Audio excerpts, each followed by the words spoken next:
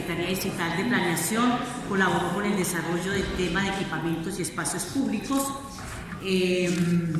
Igualmente, recuerdo, pues me contaron mis asesores, porque no tuve la oportunidad de asistir por compromiso aquí con las sesiones, que durante los días 4, 5 y 6 de abril la Administración Distrital adelantó en las instalaciones de Porferias un Congreso Internacional de Movilidad y Transporte, en el cual la directora de INU tuvo la oportunidad de presentar el Metrocable, a punto de ser ya entregado. Realmente solamente falta la terminación del túnel que conectará con el portal del Tunal.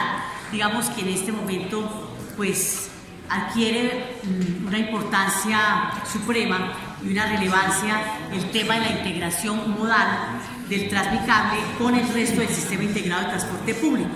Transmilenio suscribió con la empresa Profit Banca Inversión el contrato de consultoría 381 de diciembre del 2016, cuyo objeto es realizar la estructuración técnica, legal y financiera para la operación del sistema Transmicable de Ciudad Bolívar, evaluando la factibilidad de su integración con el sistema de Transmilenio.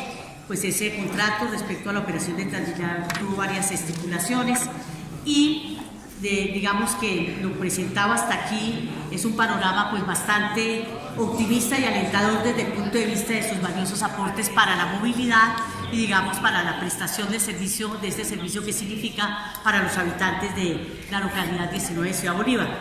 No obstante, y teniendo en cuenta que el Transmicable no es una rueda suelta y que debe entrar a formar parte integral del sistema integrado de transporte público SIS de la ciudad, me surgen algunos interrogantes o algunas inquietudes frente al impacto financiero de su operación frente al total del sistema.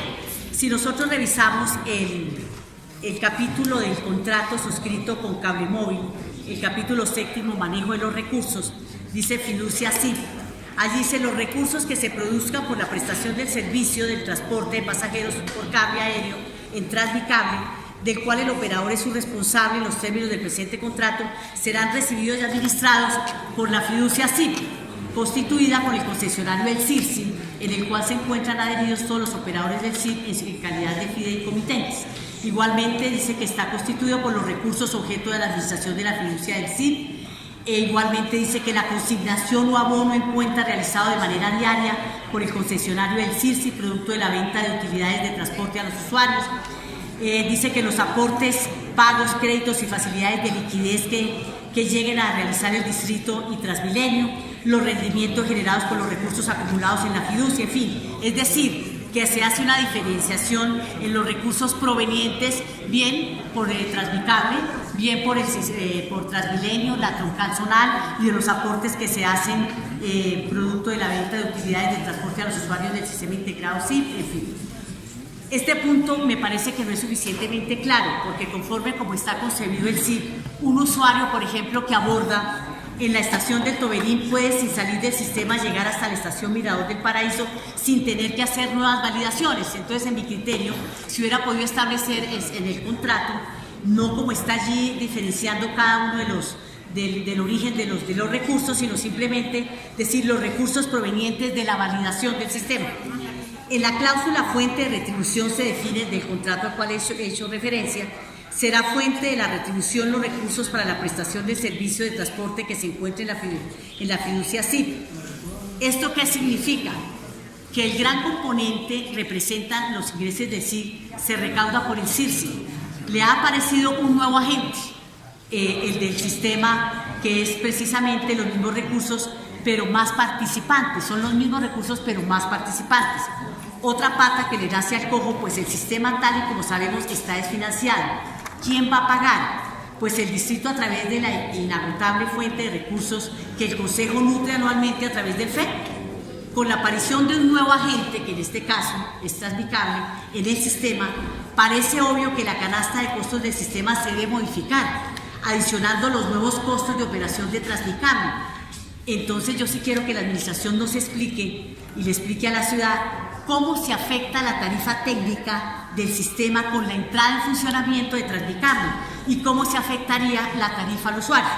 En caso de que no se piense modificar la tarifa al usuario, entonces yo sí agradecería que nos informaran a esta corporación la proyección estimada de los recursos adicionales que debe aportar el distrito al FED durante los próximos años, porque pues realmente, si bien es cierto, como lo expliqué anteriormente, pues el origen de los recursos todo va a la fiducia, ¿no es cierto? No se nos ha dicho que se vaya a aumentar la tarifa o que nos expliquen realmente cómo se va a asumir ese nuevo costo que entra, es un ingrediente, más participantes pero al mismo costo en el sistema.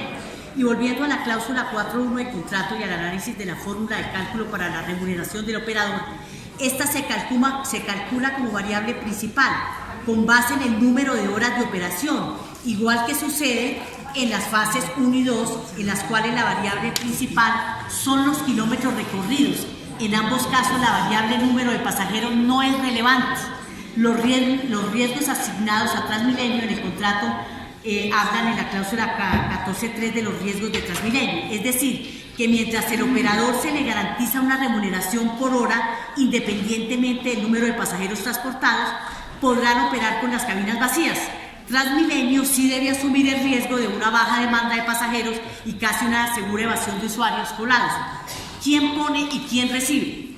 En los pliegos de la licitación en curso que pretende la renovación de la flota de Transmilenio, aparecieron nuevos agentes del sistema, que son aquellos que van a aportar los buses. Por supuesto que por aportar los buses, el operador tiene derecho a recibir una remuneración destinada a recuperar la inversión y los costos financieros incurridos y un razonable margen de utilidad. En el caso de Transmicable, la ciudad, óigase bien, aporta todo el sistema del transporte por cable aéreo, cabinas, infraestructura y un sistema electromecánico, pero no recibe ninguna remuneración como contraprestación. Se argumenta con sobradas razones que el Estado no existe para recuperar inversiones, pero la falla de no tener en cuenta las inversiones y costos en los que incurre el distrito en este negocio hace que las cifras contables del sistema se muestren distorsionadas. El Estado sí debe, en mi opinión, buscar de alguna manera una rentabilidad social en sus negocios, lo cual debe ser medible y cuantificada. Mientras tanto, queda en el aire la sensación de que la balanza está desnivelada en favor de los operadores. El sistema está mal diseñado, en mi opinión, y se requiere, como lo decía también en el día de ayer, una reingeniería. Afortunadamente, Transmilenio pues ha venido contando con la anuencia de este Consejo, que cada año cuando se presenta el presupuesto es complaciente y aprueba recursos necesarios que a través del FED para que pueda funcionar. Pero entonces me parece que yo estoy enfocando mi intervención hoy más desde el punto de vista de costos y cómo afecta financieramente el sistema integralmente, porque pues ya lo otro lo han dicho los colegas que me han antecedido en el uso de la palabra. Muchas gracias, señor presidente.